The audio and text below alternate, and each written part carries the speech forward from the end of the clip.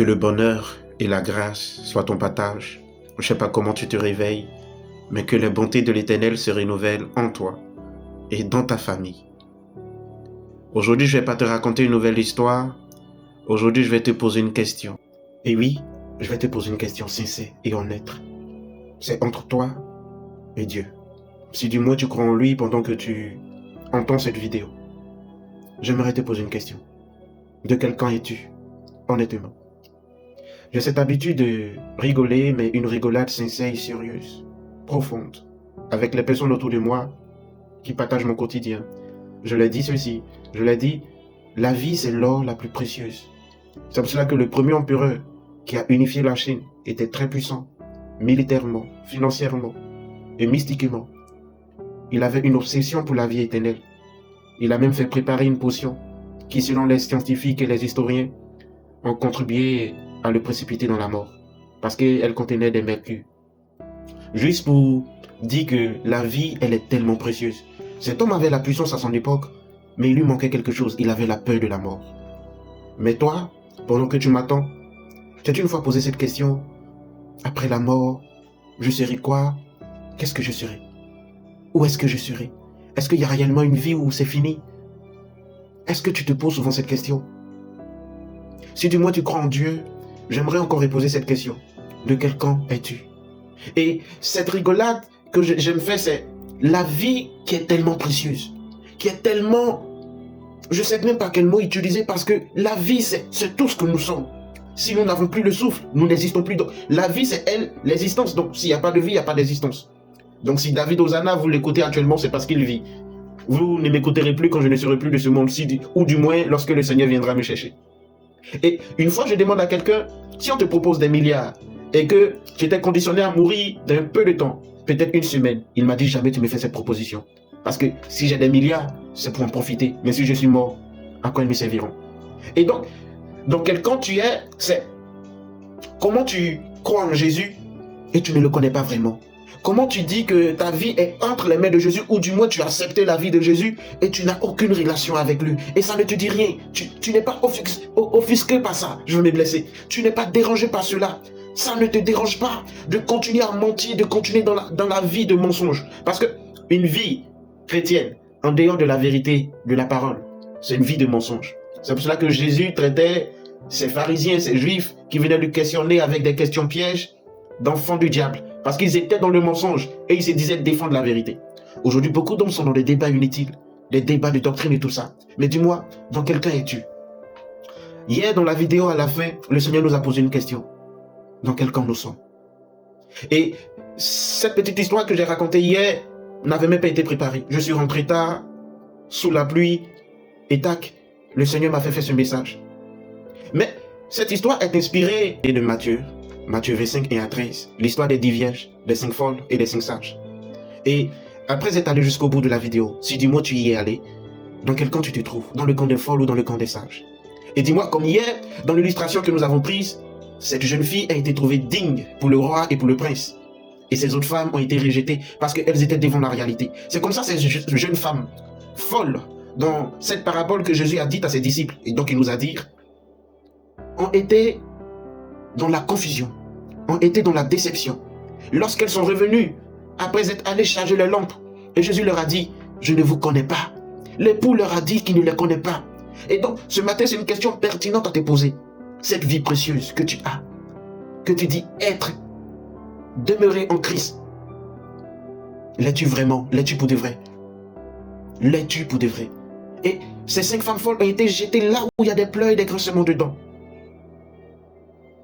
Si tu n'as pas encore lu l'histoire, ou du moins tu ne la maîtrises pas, Matthieu 25 et à 13, va la relire. Pendant que d'autres femmes avaient pris assez d'huile. Contextualisons un peu. Aujourd'hui, beaucoup de chrétiens, pendant que d'autres cherchent vraiment à marcher avec le Seigneur, il y en a d'autres qui cherchent à se servir du Seigneur. Il y en a d'autres qui cherchent ce qui est du Seigneur, mais qui ne cherchent pas à faire sa volonté. Mais Jésus a dit dans Matthieu 7, 21, ce n'est pas celui qui me dit Seigneur, Seigneur qui entreront dans mon royaume. Ce n'est pas ceux qui me disent Seigneur, Seigneur qui entreront dans mon royaume, qui seront mes épouses à la fin. Mais c'est celui-là, c'est celle-là qui fait la volonté de mon Père qui est dans les cieux. Et comme lui-même venu sur la terre, s'est soumis à la volonté divine qui lui a été prédestinée. Nous aussi, nous devrons être à son image parce que Jésus est le but à atteindre. Jésus, c'est le but que tout chrétien doit atteindre. Donc, ce matin, dans quel camp tu te classes? Pose-toi cette question honnête. Ta vie peut s'éteindre maintenant là. Maintenant même que tu écoutes ma vidéo. C'est pour cela que j'aime toujours dire que demain n'est pas une promesse. Combien de fois ils ont couché avec toi? Un plaisir qui dure combien de temps? Combien de fois tu as eu l'argent que tu ne pensais pas avoir, mais tu as fini par avoir, et c'est fini? Combien de fois tu vas chercher les choses? Après le mariage, tu vas en chercher. Après la maison, tu vas en chercher. Après la réalisation de ton projet, tu vas en chercher. Mais est-ce que tu recherches vraiment à connaître Jésus et à marcher dans sa volonté? Si dis-moi, tu es un véritable chrétien. Si dis-moi, tu es dans le camp de Christ, parce que certains sont à l'église, mais sont des boucs. Ce matin, la question m'est aussi destinée. Dans quel camp nous sommes? On ne peut pas le tromper, je vous assure. On ne peut pas le tromper. Et détrompez-vous. La grâce n'annule pas la justice. Parce que si vous lisez bien Romains, allez-y lire le livre de Romains, l'apôtre Paul l'exprime. Il dit, la justice de Dieu ne l'a pas épargné lui-même. Il s'est soumis jusqu'à la mort de la croix. Oui, il s'est soumis jusqu'à la mort de la croix parce qu'il est juste. Et pour nous acquitter, il devrait payer le prix. Le prix que nous ne pouvions pas payer. Lui, il a payé. Et ce Dieu qui a payé ce prix, pour toi et pour moi, dis-moi, dans quel camp tu te trouves? Si tu crois vraiment en lui, si tu crois en son sacrifice, si tu crois qu'il est mort pour toi, si tu crois que son sang a coulé pour toi, toujours dans les églises en train de faire des débats, c'est nous, on a la puissance de Dieu dans notre communion, tout ça. C'est pas de ça qu'il s'agit si après ça tu n'as pas une vie qui le glorifie. Il dit, certains me diront, n'avons-nous pas prophétisé en ton nom?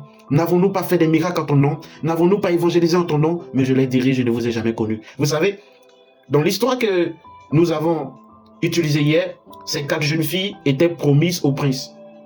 Donc normalement, partout où elles passaient dans le royaume, tout le monde savait qu'elles étaient intouchables. Parce qu'il y avait sur elles une promesse faite au roi.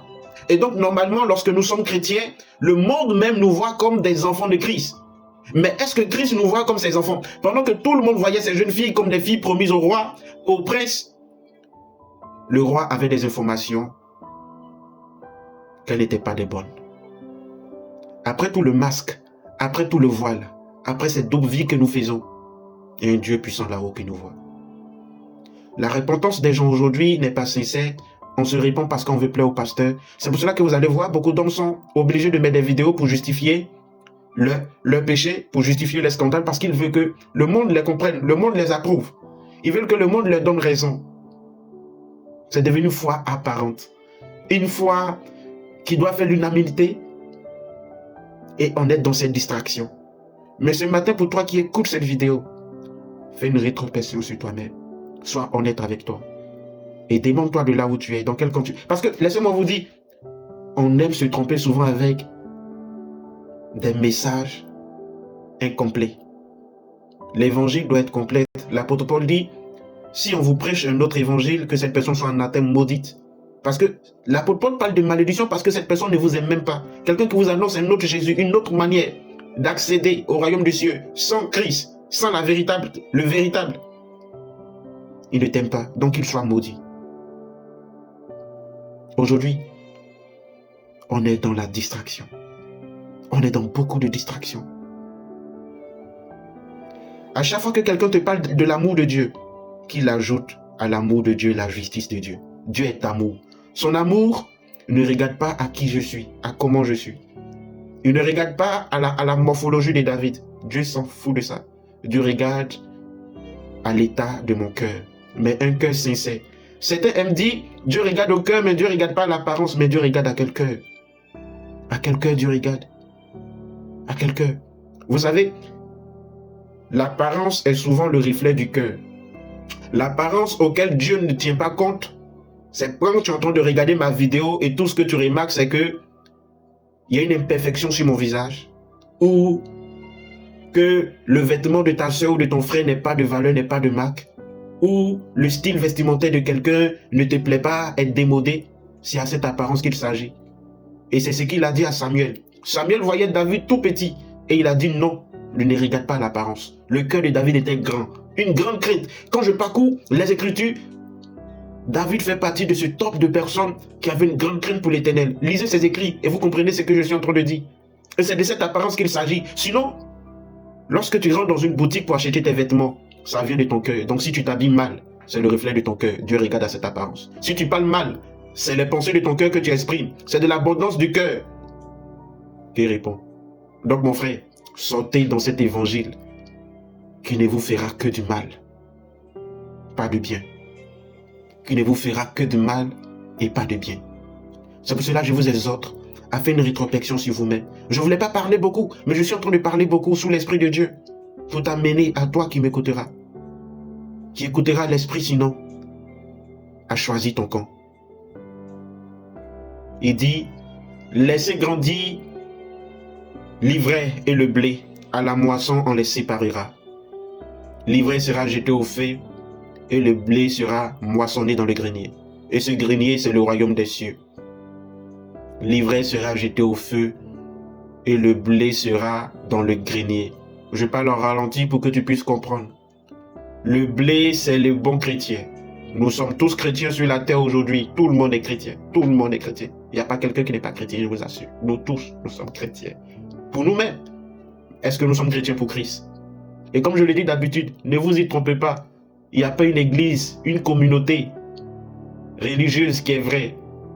Mais il y a un Dieu qui est vrai et il s'appelle Jésus. Est-ce que tu appartiens à son corps? C'est ça qu'est l'église, le corps de Christ. C'est pas catholique, orthodoxe. Dieu ne reconnaît pas ça. Dieu reconnaît le converti, le repenti. C'est pour cela. L'ivraie sera jetée au feu et le blé sera récolté dans le grenier. On peut prendre la Sainte Seine ensemble. On peut évangéliser ensemble. Es-tu ivraie ou es-tu blé? Es-tu bouc ou es-tu brebis? Je vais encore te laisser avec cette question. Pardon. Un blé, celui qui est dans le camp de Jésus, ne vit plus cette vie-là. Non, on ne partage pas Jésus. On ne partage. Parcourez les Écritures, vous allez voir une réelle conversion des gens. Regardez la conversion de Saul. Regardez la conversion de Paul, de Saul, j'ai lu son nom deux fois. Regardez la conversion de l'eunuque éthiopien. Regardez la conversion de toutes ces personnes-là. Dans la Grèce antique, dans la Mésopotamie, partout, l'évangile est passé. Il n'y a pas une conversion apparente. Soit tu n'as pas encore rencontré Jésus, et si tu ne l'as pas encore rencontré, c'est le temps, pendant que tu attends cette vidéo, de l'ouvrir ton cœur et de le laisser entrer. Il n'y a pas de doute sur Jésus. Jésus, il est vrai. Même sans cette Bible, Jésus, il est vrai. Vous savez pourquoi? Parce que les premiers chrétiens n'ont pas eu à faire la Bible. Ils avaient un témoignage. Il y a des chrétiens qui n'avaient pas les épîtres de Corinthe, les épîtres d'Éphèse, les épîtres de temps, les épîtres de temps. Mais ils étaient des chrétiens. Parce que c'est une relation avec Dieu. C'est pour cela que je le dis et je le répète. La vie qui est si précieuse, tu dis tu as donné à Jésus. Est-ce que Jésus te reconnaît? Il dit au verset 23 de Matthieu 7. Je leur dirai, je ne vous ai jamais connu. Waouh! Je ne vous ai jamais connu. Vous qui commettez l'iniquité. L'iniquité, c'est ça. Yébivé, c'est en ivoirien, ça veut dire deux vies. Tu vis, tu es, je ne sais même pas, tu es un peu une fille facile aux mèches légères. Ça veut dire, tu dis, tu aimes Jésus, mais quand Satan te blague un peu, tu tombes dans son piège. Et certains me disent souvent, frère David, c'est difficile. Oh. C'est très difficile parce que frère David même, il est dans le monde aussi. Il a des envies aussi. Mais si ton cœur a décidé de suivre Jésus, sois-le pour de vrai. Que le Seigneur te bénisse.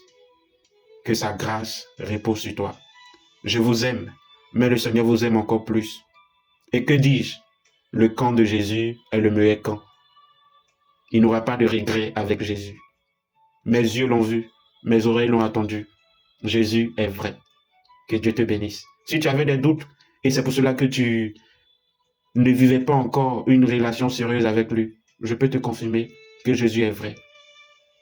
Il s'est révélé sans une Bible en ma possession. Et ce témoignage est vrai.